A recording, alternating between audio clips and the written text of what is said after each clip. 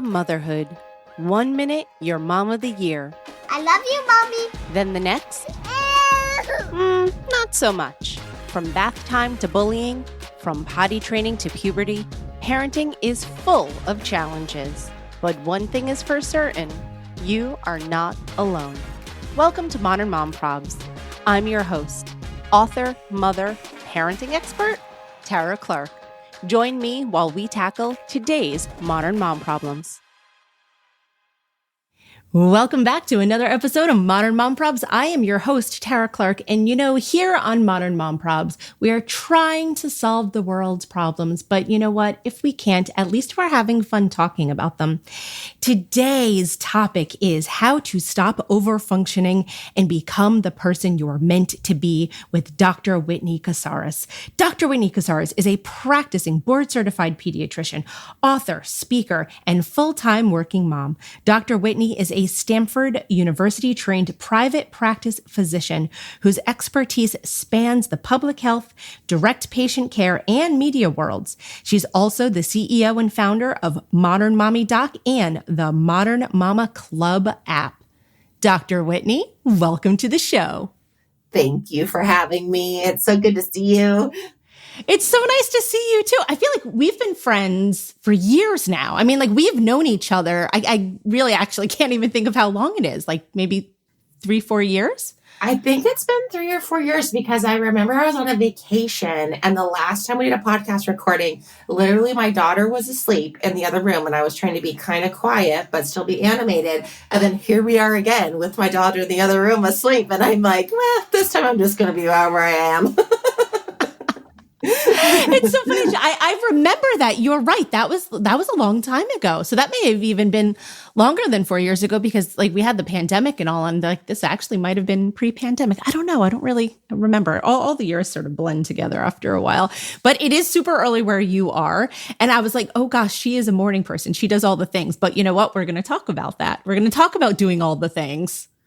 Yes. And turns out I was telling you, like, I am not a morning person. No, which I think is a common misperception. Like lots of people think you have to be a morning person in order to set your day up for success. And I'm all about doing it in a way that's going to make it so you get the most rest and you feel like your best version of yourself. I usually try to force myself to get up and exercise in the morning. And I know that's better for my metabolism and all of that good stuff. But man, if I didn't hate myself and my life every single time that I was dragging myself to the gym. So like, no more.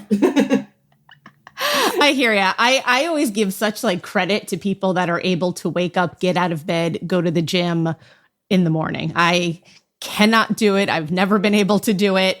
I'm a midday kind of workout person. Not even midday. I mean like morning, but more like post drop off at school. That's usually post school drop off. Yeah, exactly. Not like, 5 a.m. I have a friend, my hairstylist. She goes to Orange Theory at like 5 and I always give her a lot of credit. And she has 3 kids. And so she just, gets up really early and finds the time to do it. Yeah, good on her. That's awesome. Lots of props. People have lots of strengths that I don't have. Exactly. You know what? And we have to like respect everybody doing the best that they can. So Whitney, you're a pediatrician, you're a mother, you're an author of a new book. Tell us a little bit about yourself. Yeah. So I am a Stanford-trained pediatrician, and then I have a public health degree from Berkeley in maternal and child health. So professionally, kind of my specialty is that synergistic relationship between a mom's health and a kid's health and vice versa. And, kind of that old adage that a mom is only as happy as her least happy kid, and a kid is only as happy as their least happy parent. I truly believe that. I think that we are totally interconnected. So all my work is about trying to help moms be basically the best version of themselves so that they can show up for everybody else, but also just so they can show up for their own selves, so they can get to the end of their lives and feel like, yes, that is what I wanted it to be. It feels purposeful and aligned. And about 6 or 7 years ago, I was practicing medicine in my clinic, and moms kept on talking to me about their work life and about trying to be good moms and feeling like they weren't able to do it. Or even more interesting to me, all these moms who were totally killing it in their careers, but then when it came to taking care of a newborn, were like, I have no idea what to do. I feel like a total dummy. And so trying to walk them through in a more in-depth way, how would I actually approach this when it comes to kind of the medical piece and also like philosophically parenting in a way that's really evidence-based. And so I started doing it by writing blogs, and I wrote them about newborn stuff, and then I wrote them about toddler stuff, and then I wrote them about just like momming in general and life as a mom. And that turned into a book, and then into another book, and then it's now turned into a third book. The first two books were with the American Academy of Pediatrics, so they were very kid-focused, like super about helping to raise kids to be kind of like optimal as much as possible. And this book is about moms. You could even not be a mom and enjoy it or get some tips. I've had people tell me who have ADHD, especially like, oh, this was really helpful in terms of being more efficient and more organized. But the book is called Doing It All, Stop Overfunctioning and Become the Mom and Person You Are Meant to Be. And it is really about how do I take all the messages, all of the pressure, all of that feeling of being pulled a million different directions every single day, and what do I do with it here in the real world? Knowing that we can all try to fight against the systemic stuff. I do ardently. I do advocacy work, especially for physician moms in that regard. But also, that stuff is slow to change. And I just feel really fired up about the idea that I don't want moms to wither away while they're waiting for everything to get better, and then let 20 years or, 10 years or 5 years even pass them by where they could actually be enjoying their life significantly more. So that's what the book's about. And that's me. Yeah, I love it. Okay, there you go. No, but I love the book. And I love that you said you transitioned from, when your past books were more parenting focused and children focused. And this one, like you said, like literally anyone could pick this up and say, oh, okay, like I want to figure out how to sort of streamline my life and be more efficient and in the things. And what I love about it too, I'm holding it up here, so let's see it right there. And what I also love about it is that there are a lot of like activities and sort of like worksheets. I don't know if you'd call them worksheets per se, but like there's a lot of active things in the book. There's like an audit. There's actually a couple different audits, and there's like tracking your energy levels. And obviously, yes, that works well for parents because like, we're tired, we may not be getting as much sleep as some other people, but in the book, like it's so hands-on. It's not that you're just sort of like passively reading about how to fix your life. Like you're reading about how to fix your life. And then you're also, tracking things, auditing things, thinking really through what's the best way to maximize your time and energy. Yeah, exactly. It's interesting because I toyed with two ideas about how to approach the book. One was to make it more like an untamed version, like a Glennon Doyle, where it's like fully kind of more memoir-y and like philosophical and kind of like essays put together. And then the other was to make it more workbook style. And my hesitation on making it more workbook style was that I know that moms have so much to do. And so I didn't want to add even more for people to feel like they had to do if they wanted to. What I landed on was to make it kind of a hybrid of the two. So you could literally read the book or listen to the book. It's on audiobook too. Listen to the book and have it be that you just get the philosophical points. You're like, I had an aha moment, and never, ever do a workbook exercise and feel like you got, I would say, 75 to 80% of the book straight away.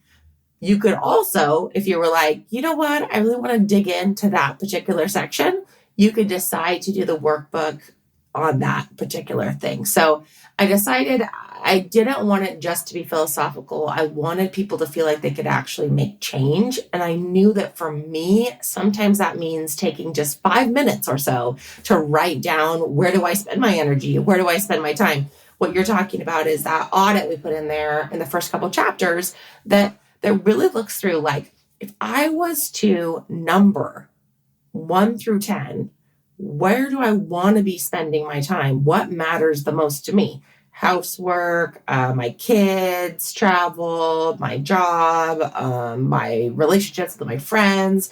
And I was to rank them 1 through 10 in a life that felt more aligned. Where would they land? And then where do they land now? I mean, that takes a couple minutes to do, to write those things down, but it's pretty telling when at the top of your list of things you spend your time, your energy, and your focus on, it's your dishes and your laundry, when that's the thing you care the least about, right? So sometimes doing those types of activities can help you really solidify what you're actually doing with your life.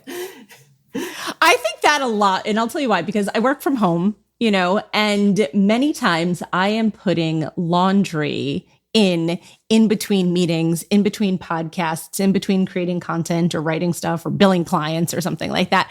And so that always makes me laugh, because like the fact that, when I worked in the corporate world, I wasn't like taking a break to go do laundry, Yes. or empty the dishwasher. Right. And so I feel like we should probably we can make content about that, about like being like work from home moms, and that you're like taking time to empty the dishwasher and empty the sink in between client calls, because that's something I do. I mean, literally every day. It's not like, oh, that's like a one-off thing. It literally happens every day. No, I do too. And I actually think there's nothing wrong with that as long as it's not taking up brain space. So in the book, I talk about this idea of what to do with recurring tasks that are like responsibilities. So like laundry, like the dishes, like cleaning, all of those things. And I think there's nothing wrong with going around in your day and quickly putting in a load of laundry, quickly switching it over to the dryer. Like that helps us kind of move things along. But what I get stuck in sometimes, or what I did previously, is where the laundry would bother me so much visually that I can't actually get the thing done that I really need to get done in the day, because the laundry is tripping me up. Like I'm staring at the laundry and I'm feeling bad about myself that there's laundry on the floor. And so what I coach moms to do actually is to say, okay, you could move things along, put it in the wash, put it in the laundry, put it in the dryer, put it in a basket all day long, all week long. But then in terms of now doing that hard work of folding it and putting away, maybe that you set a certain time on your calendar. Like for me, that's 7 to 9 on Wednesdays, that I say, that is when that's getting done. I put on my favorite Taylor Swift album. I fold that stuff, I put it away. It's not perfect.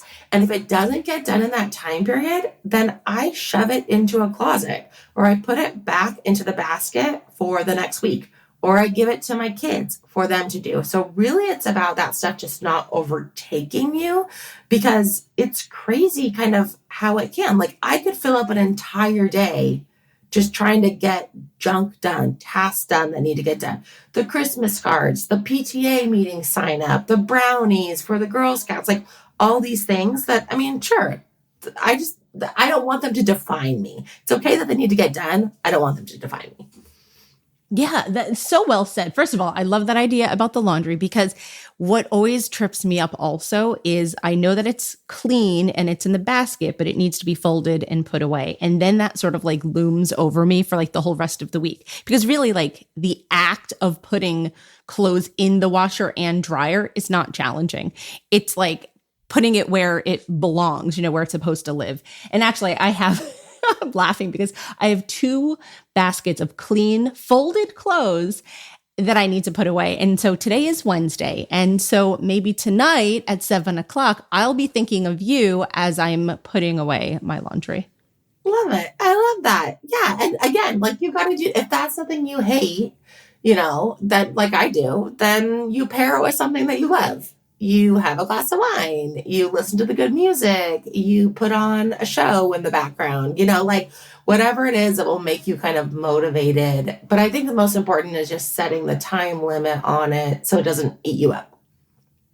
I like that. It's like scheduling that task. And you know what? Like I am so good about scheduling my work stuff in my calendar. I like live and breathe by my calendar.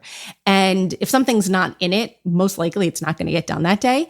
And so, but if you think about the Wednesdays at 7:00 as the laundry thing, and if I put that in my calendar, then I know I'm going to do that. Because like I said, I live and breathe by my calendar. So I really like that idea. Thank you, Whit. Yeah, you're welcome. And I think the reason why it matters is because it's so easy to get lost in the junk.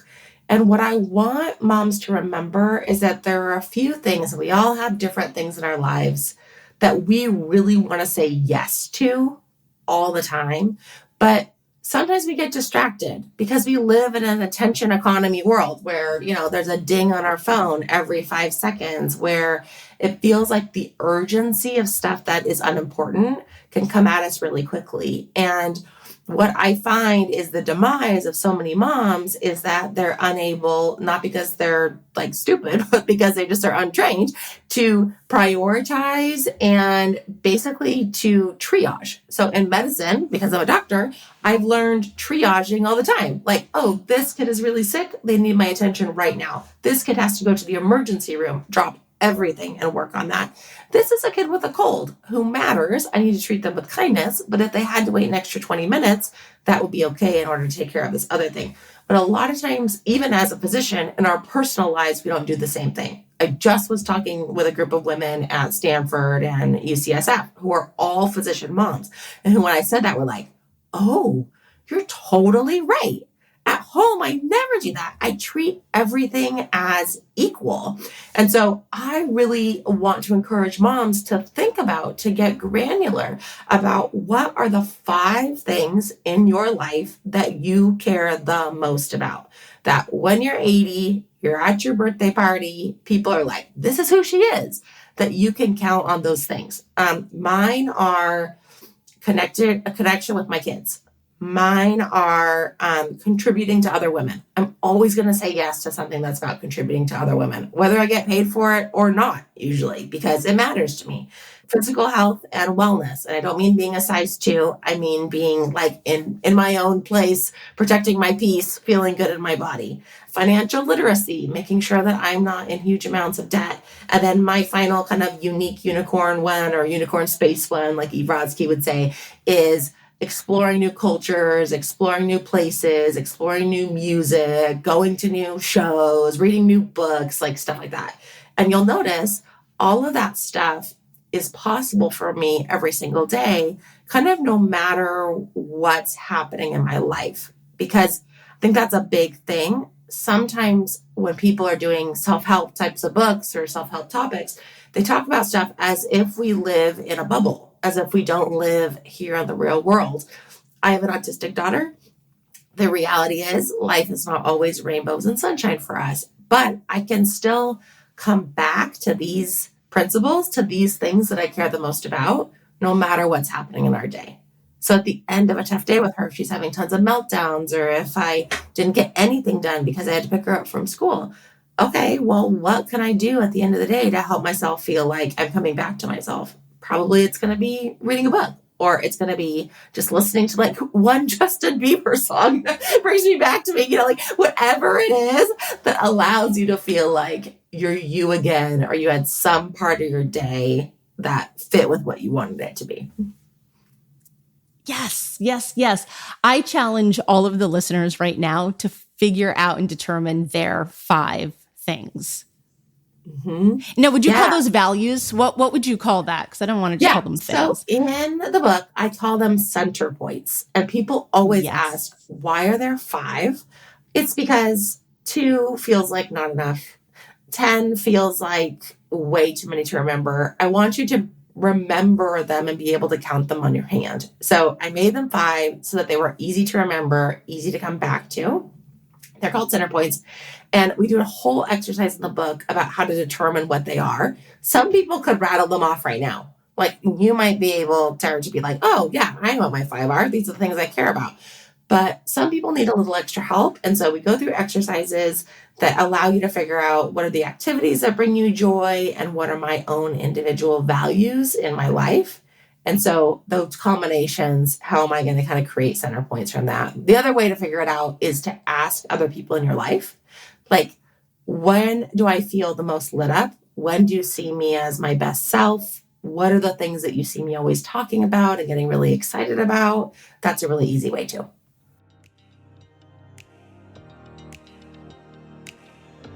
Calling all parents of tiny titans, future CEOs, and mini movers and shakers. Is your little one a whirlwind of big dreams and even bigger tantrums? Do they have the potential to be unstoppable, but lack the tools to navigate the everyday chaos? Then buckle up, because Tap Outs, the ultimate kids coaching program, is here to unleash your child's inner champion. Tap outs isn't about karate or soccer drills. It trains kids in building resilience, confidence, and communication skills that last a lifetime. Their expert coaches, who are basically superheroes in disguise, will help your child harness their energy to channel their power into positive action, face their fears by equipping them with the tools to overcome challenges and build emotional muscle. Forget tantrums and misunderstandings. Tap outs fosters clear communication, empathy, and healthy relationships. Discover their passions, whether it's building robots, painting masterpieces, or saving the planet. Tap outs helps kids find their spark and ignite their unique talents. Tap outs isn't just a program, it's a community, a village of supportive parents, empowered kids, and coaches who believe in your child's magic. So, ready to watch your little one tap into their full potential? Visit tapouts.com today and unlock a free trial session. P.S. Don't forget, the secret code is TARA50 for 50% off your first month. Yeah. I could rattle mine off right now. Ready? One would be connection with my son. Next one would be connection with my husband. Third one is building up women, just as you mentioned. I am all about the community and helping people. And really, I am a firm believer that the tide raises all ships. And you and I have known that because I feel like we've spoken about that for a very long time. So that's my third one. Fourth one is actually similar to what you were saying about exploring new cultures and new places. We like to travel. And currently I'm teaching myself Italian on Duolingo, and I'm at 500-day streak. So I'm crushing. Gosh. Are you fluent? So that's what's happening. No, but I could definitely read pretty well. And so we have cousins. It's my husband's cousins. They live in Sicily. And when I see their posts on Facebook, I could read through their posts and stuff like that. So yeah, so it's fun. That's so exciting. I love it. I need to do that. I need to go back to French and my French minor and really get into that. I mean, I think that would bring me so much joy. It brings me so much joy. It's something I do, like I said, every single day for 500 days. It's something that I do for at least 15 minutes because that's sort of how actually, no, it's longer than that. It's at least a half an hour because it's 15 minutes in the morning, 15 minutes at night. But then sometimes it's longer than that, depending how in the groove I am. Yeah, it's something that if my son's doing homework and then I sit and I do my homework. And so learning a new language is our other thing. That's rad. I know. I want to learn how to play piano again. When I was, I played piano till I was 12. And then I'm like, Mom, you should have made me keep on going. That was the moment that I would have actually been able to play the piano. If I just got 2 more years, I would have been good, But anyway, I think my parents are going to give us their old piano in the next year or two, and then I'm like, okay, it's on. I'm gonna learn how to play piano. So I'm with you. Yeah, it's music, culture, language, all that stuff all goes together. Yes, you have to keep your brain going. Obviously, you do because you work in medicine, so you're thinking all the time. But you need to 1, expand your brain. 2, get out of the everyday routine of like we said about the dishes and the laundry and the caretaking and all of that, and do something for yourself. But do something for yourself that expands you in a way, and this goes back to what you were saying about Eve Rodsky's book of Unicorn Space, where that's something just for you, and it's you're protecting your own time, right? And so that's what I do with my Italian. Now, am I going to go run around and speak Italian everywhere? No, but wouldn't that be fun? Yes. But when we go to Italy in a year or 2, will I feel confident enough to speak? I don't know. We'll see. Well, they're super nice there, though. I feel they're super nice. Yeah, in France, I feel so I was a French minor. So I feel this time as an adult, we went back a year ago. And when I used my very basic French that I have now, actually, I felt like people were kind about it. But I think it's because I'm in my 40s. And I just didn't give 2 Fs. You know what I mean? I was like, whatever, yes. I'm going to try and use this. And it's going to go how it's going to go. Versus I feel when I was in my 20s and I was there in college doing study abroad, I cared a ton how I appeared. And actually, that's a huge thing from the book that I talk about. It's a lot of the, it's not pushback, but a lot of the internal resistance that I feel from moms is sometimes well, but my kids need me. Well, but like that is like showing up a little too much. Like it's just gonna like I can't take up that much space. You don't understand how much like stuff I have going on. I'm like, no, actually, I really do understand how much stuff you have going on. I like of all the people, I 100% understand how you much totally do. You know what I mean? I'm like, but I think that's like a thing to get fired up about as a woman. Like I do not want to live my entire life pleasing other people, putting other people ahead of me, not being able to like who I am, who I've become, how I spend my time in the service of other people liking me and approving of who I am and liking how I live my life. Like, because what I found, and actually recently, like job-wise, what I found is you are so replaceable, unfortunately, professionally. Like the minute that you tell a job, like, I'm not going to be there anymore, they go, okay, bye. And then you're gone. All that time you put in, all that investment, all of that stuff. And not that you shouldn't try your best and do a great job and everything, but like your job actually in the end doesn't define you. You know, friendships. There are plenty of friendships that I've had that like eventually you drift apart and like think about all the stuff you did to be pleasing to these people. You know, your parents, they died. Like in the end, it's just you. And so I have really been thinking about that. And I think that's a thing that happens as a little bit of wisdom in your 40s. I saw you put a post that's like, if you're older than 30, what would you tell people that are younger than 30? And I think that's like the main thing I would tell people is at the end, you better be in the center of your own life because that's all you have in the end. Yeah. Comment on that post because it's doing really well right now. And not only like, is it doing really well, but it's doing well from like a perspective of the advice that people are dropping there is gold. It is absolutely gold. One could write a book based upon all of the advice there. It's really phenomenal. And it's so wise. Well, one girl, and I feel bad and I should probably comment, she was like, you're making people like that are 40 feel old. I'm like, first of all, not 40, 30. She was saying that you're making like a 30-year-old feel old. And I'm like, first of all, like I'm in my 40s. So like, right. So like I'm not making you feel old. Like, don't worry about that. Yeah. But you know, that's just how social media is though. But everyone else was like super supportive because the whole thing is regardless of age, it's life advice, you know, whether you're 20, whether you're 45, like this is just good advice to share with the community. So I just thought that was kind of funny. So yeah, drop your advice about you're the center of your life. Yeah, totally. No, I will. I'll do that today. Yeah. I mean, I think it's true. Like a 20-year-old has something to teach a 16-year-old, a 30-year-old has something to teach a 20-year-old. We all gain wisdom as we get older. And I mean, ironically, I think it's because you have more waves of life that come at you. And so you just get a little bit more wise with like, as the reality of life hits you and as you realize what's important, which is really what this book's about. This book is about defining for yourself what's important in your life and then strategies for how do you take care of everything else. And the strategies in the book, honestly, are not, I feel like they're not for me where the gold is, but what I found is actually when people read the book, they cry at the first chapter or two, because I talk a lot about some like pretty deep experiences I have with my daughter. And then afterward, once they get to the strategies, they're like, oh my gosh, this is going to make me a better business person. What? This is going to like, make me so efficient. But I didn't think about it that way because that's like in my nature to be efficient. So I'm surprised of that part, but I'm happy for people.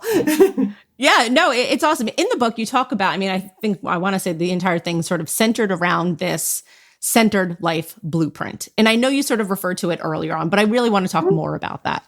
Yeah. Yeah. So what it is a diagram or a framework where you picture life as a box. And then inside the box is a circle. And picture the circle like pushing up kind of against the edges of the box.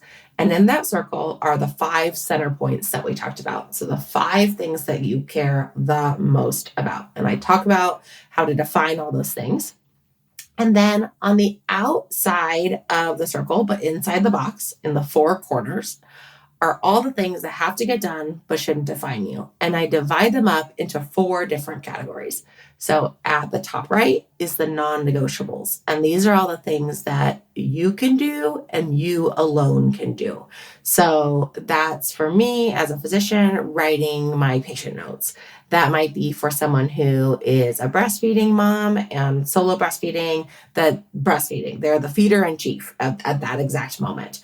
If you are a single parent and you have really, really young kids, that might be doing the laundry or might be doing the dishes. Then, because I know this is going to be in the back of people's minds, the next category at the bottom right is the swappables. So if you are not living alone and you're not the only person in your family, what are the things you could be giving to other people to do? So that might be a partner. That might be your kids. That might be people in your village. And don't at me about the fact that we have no modern mom village, because I 100% agree that we all live in isolation and that we're in our own little bubbles, but there totally are ways to build community. In fact, I think it's interesting being in the online space, because I get a ton of community from relationships like ours, where it's not like you and I chat on the phone ever. We've never chatted on the phone, but I can feel the support and back and forth. There's tons of people that I feel seen by, that I feel like I get support from, those types of things, and also real friendships. So we talk about that in that chapter. And then there's on the lower left side, the contaminators. And these are all the things that we say yes to in our lives out of guilt or out of obligation. So these are things like being part of the PTA if you really don't want to, but you feel like you should. This is signing your kid up. That sounds familiar. I used to do that. Totally. No, I'm hard pass. No, this is signing your kid up for the 5th extracurricular activity in order to keep up with the Joneses. This is maybe sending out Christmas cards when you don't need to, or Hanukkah cards, when that's just not something that actually you care about at all. But now you've spent $500 on postage and minted cards, And then in the left upper corner are all the things that are the heartstrings. So the things that you care about, you feel kind of conflicted about, you want to do, but they eat up a bunch of your energy and your time and your emotions if you're not doing them in a way that's going to be useful for you or productive for you. So my best example here is my dad. My dad has Parkinson's. He's in his 70s. He was this huge figure, the MC at every school. He was a teacher for a long time. So the MC at all the events for the school, and officiated weddings, just this huge personality. And now he has Parkinson's, and it's I'm with the ghost of a person that I knew before. And so it's very difficult emotionally for me. And yet I want to honor this person, but it's hard to have a conversation with him or to be around him, because he asks the same question 8 times and then doesn't remember the answer. So I'm so sorry. Yeah, no, it's so painful, right? It's a very, it's one of the hardest things in my life other than my kids' stuff. And so I spend time with my parents, but I have to do it in very specific kind of chunks in a specific way, so that then I can pick myself up off the floor and keep on working when I need to. I cannot schedule a podcast episode after spending time with my dad. I'm done for the day. So I have to schedule it at 4:00 in the afternoon with one of my kids, so that they're not a distraction, and so that I don't have anything else that I have to do for the rest of the day if I'm hanging out with them. So that's kind of how the framework works. The biggest thing that people always ask about is the swappables, which is, the giving stuff to other people. I do have an entire chapter that is on your partner. And if you have a male partner, how to help them to carry more of the mental load. Super important. The one thing that I think I differ from Eve Rodsky on a little bit on this, and I love Eve Rodsky, and she was a huge supporter of this book, and, on the cover with the quote and whatnot, is she lays out the framework and she talks about how to divide and conquer with your partner, but it doesn't really have a part at the end about how do you keep it going, or how do you even have those tough conversations, or how do you show up for yourself enough to be when your partner refuses, or when they conveniently forget, or when you feel like you're still being a nag, what do you do then? it kind of assumes that your partner is like fully on board. Right. And that's a huge assumption. It really is a huge assumption. It's a huge assumption because I will tell you that in my house, we have some real conversations where I am like, yo, dude, what's going on? Hello. You know what I mean? Like, so I address that a lot in this book. Like, okay, then how do you have a conversation to tell your partner, like, I'm feeling like I'm carrying too much? Or how do you, if your partner will not carry the mental load in that moment or in life, how do you get other people to be on board to carry more of the stuff? Or again, going back give to me yeah, go ahead. No, give me a nugget on like, how do you broach that conversation? Yeah. So I use what therapists call compassionate assertiveness, which is talking about you empathizing with the other person about what they might be going through, and then you stating what your need is, and then you being okay with whatever the response is. So it might go like this. Okay, I left town. I was doing a presentation in Boston. My husband forgot to give my daughter her medication, which she really needs for her autism and anxiety in order to function in the world. Okay, forgot to give the medication. So I come back and she's a hot mess. And I go, hey, she's acting kind of odd. Did you not get her medication? He goes, oh gosh, I forgot. Oh, sorry. And I go, well, it's actually a really big deal. It's like, we were busy. So, okay, compassionate assertiveness looks like this, like, hey, I get that when I'm not here, a lot of times I'm taking care of a lot of the little things. And so it might have felt overwhelming. And I know you had work and this was a busy work week for you and you had some important clients that were coming in. So I totally get that. And I know that your heart is in the right place, that you want her to have the medication and to thrive and all of that. So like a shared value statement and also understanding where he's coming from. And then the next is like, but the kind of minimum standard of care, again, Eve Rodsky stuff, right? Like the minimum that I expect is that she will receive her medications every day. I actually don't care if she's clothed. I don't care if she has... If she had a bath. Yeah, she could be on screens all day. I mean, honestly, like that is the thing that matters the most in this house. So what do we need to do to make sure that when you're the one in charge, that she gets her medication? I mean, to me, that's like, you are in charge. And then if there's pushback, which sometimes there is, I would have said, well, should I just expect that I can't go anywhere? I know you're a capable human being. You are capable of doing this. You go to your job, you do notes. So to me, when I hear that, like, that can't happen or that it's not as big a deal to you, that makes me think you don't value it in the same way that I do. Like, do we need to have a conversation about that or are we good? I mean, like, let's be straight, Yeah. So that's so how that good. looks. Yeah, that's how that looks in my house. Like, And I think a younger version of me or a less assured version of me would go like, well, okay, what can I do for you to make it easier for you to remember? Can I put it in a pill box? Can I, one of those little things like the Monday, Tuesday, whatever. Mm-hmm, Can I lay it out for you the day before I leave? And I'm like, no, you're a grown person. Like, let's go back to shared values and to the fact that you are responsible. So that's how that looks in my house on really important things. On other things that like I'm hoping that they'll do, but they don't. Like, take the trash out, but I'm like, could you take the trash out? It's like really full and I need to put a new trash bag in. And like, yeah, I'll do it. And then like 10 minutes later, like, could you take the trash out? One thing that I love, Dr. Morgan Cutlip talks about this, is starting out with a request with saying a time limit, with saying like, hey, in 5 minutes, I'm going to be doing some baking, so I'm going to refill the trash. So do you think it'd be possible in the next 5 minutes for you to take the trash out? And then now I'm not going to nag. And then if it doesn't get done in 5 minutes, then I'll just do it myself. You know what I mean? But like Yes. Well, that makes sense because if you think about it, like we often give our children a numerical time limit, like 5 more minutes and wrap up what you're doing, 10 more minutes, we have to leave the house to go to school. So it's like, why wouldn't we try that with our partners? Yeah, exactly. Yep.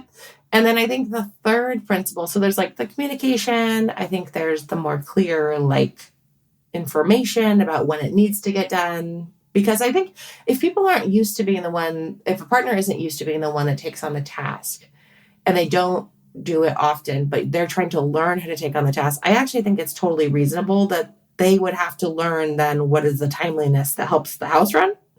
I know that feels like you're babying someone, but I always try to remind myself that it's been like generations of women being in charge of all this stuff. And so it's more top of mind for us than it is for our partners. And so like, I can give some grace on that. You know what I mean? Like, that's cool. I can give grace. The third thing though, I think is accountability. So either a couples therapist, which I've been to a ton with my husband, not because we have more problems than other people, but just because I like really care about us being in sync and on the same page. So a couples therapist or groups of other couples that are trying to do the same thing in their life so that way there's like a little bit of accountability there. I just don't think we can do a thing like Fair Play or any other system that's like that and be like, okay, done. Sweet. All done. This is a journey. It's an ongoing process. This is an ongoing process for all of us, and it will be until the day we die. My kids, I hope not. You know what I mean? Yes. Yes, but we're paving the way for it. I'm paving the way. Why would I expect it to be perfect now? And at the same time, I'm not going to wither away and keep on taking on all the junk. So that means I'm going to have to get a little like fired up for myself and be like, nope, I guess we're going back to the people to talk about it. Let's read the book again. I love it. I love your book. I think it's fantastic. Tell everyone where they can find it. Yep. So you can find out more about me and about the book at modernmommydoc.com. I'm on Instagram. That's where I hang out the most, at modernmommydoc. I try to be kind of funny over there and a little bit flippant over there. If you want more serious stuff and academic stuff, go find me on LinkedIn. And then the book itself is available wherever books are sold. Amazon is the easiest. You can get it on Audible, paperback, and in Kindle format there. Everyone should read this book. It's amazing. Whitney, thanks so much for being here today. Thank you.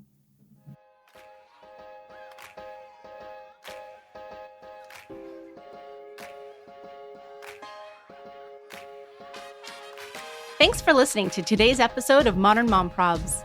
I hope you enjoyed our deep dive in today's problem with me, your host, Tara Clark. Join me next time when I'll be interviewing another great guest and tackling another modern mom problem. If you enjoyed today's episode, please leave us a review and a rating. As always, you could head over to Modern Mom Probs on Instagram and give me a follow, or check out my book, Modern Mom Probs, A Survival Guide for 21st Century Mothers, available online wherever books are sold. Well, that's it for today. See you next time, folks.